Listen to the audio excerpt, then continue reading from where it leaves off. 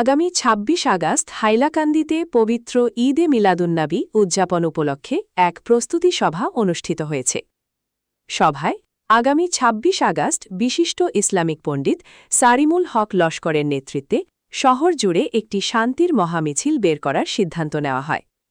প্রশাসনের নির্দেশনা মেনে সম্পূর্ণ শৃঙ্খলাবদ্ধভাবে মিছিলটি সফল করতে সর্বস্তরের ধর্মপ্রাণ মানুষের সহযোগিতা কামনা করেছেন আয়োজকরা।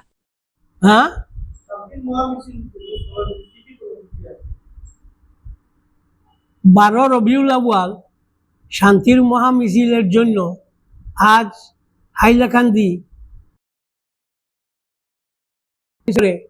এক বিরাট জনসভা হয়। এই জনসভায় বিশিষ্ট ব্যক্তিবর্গ উপস্থিত ছিলেন। সবার সর্বসম্মতিক্রমে কিছুটা সিদ্ধান্ত নেওয়া হয়েছে। ওর মধ্যে একটি হলো মাইককে 65 ভলিউম পর্যন্ত, অর্থাৎ সরকারের নির্দেশ অনুযায়ী মাইককে রাখা হবে, এর উপরে দেওয়া হবে না, এটা ফাইনাল। এবং এই মজলিসে এবং এই মিছিলে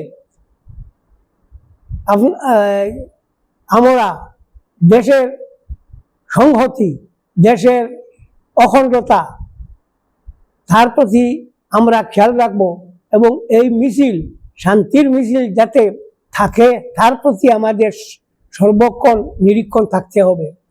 এই যে মিছিল হবে, এই মিছিলে কোনো কালো কাপড় নিয়ে কোনো ব্যক্তি এই মিছিলে অংশগ্রহণ করতে পারবেন না, কারণ কালো হলো বিষাদের চিহ্ন এবং এই দিনটা হলো অত্যন্ত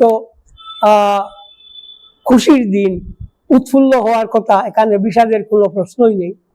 এবং সরকারের অনুমোদিত যত বিধিনিষেধ আছে সব আমরা মেনে চলবো এবং এই মর্মে আজ এই মিটিংয়ে সিদ্ধান্ত নেওয়া হয়েছে। এবং কিছু দুস্থ ব্যক্তিদিগকে সাহায্যেরও ব্যবস্থা করা হয়েছে। তার মধ্যে কিছু সংখ্যক মুসলিম, কিছু সংখ্যক অমুসলিম থাকবেন। প্রতি বছরের ন্যায় আমরা দিয়ে থাকি, এবারও আমরা দেব। এবং আমাদের এই মিছিলের মধ্যে কোনো দিন আজ পর্যন্ত কোনো বিশৃঙ্খলা সৃষ্টি হয় নাই। আশা রাখি বিশৃঙ্খলা সৃষ্টি হবে না, যেহেতু ইয়া শান্তির মিছিল। তাই সরকারের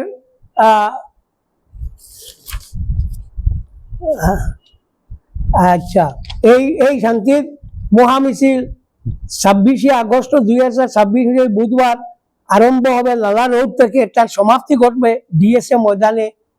তারপর কাছারি মসজিদে এসে পবিত্র মিলাদ শরীফ পড়ার মাধ্যমে এই মহামিছিলের সমাপ্তি হবে। তো এবং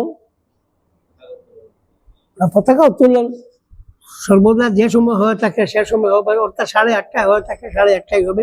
তাই সব কমিটিগুলোর প্রতি আবেদন রাখছি, সবাই যেন 8:30টার ভিতরে কাকাটুলি লালা রোড বাস স্ট্যান্ডে এসে জমায়েত হন এবং এখান থেকেই মিছিলের শুভারম্ভ হবে। সবাই তাতে যেন অংশগ্রহণ করে।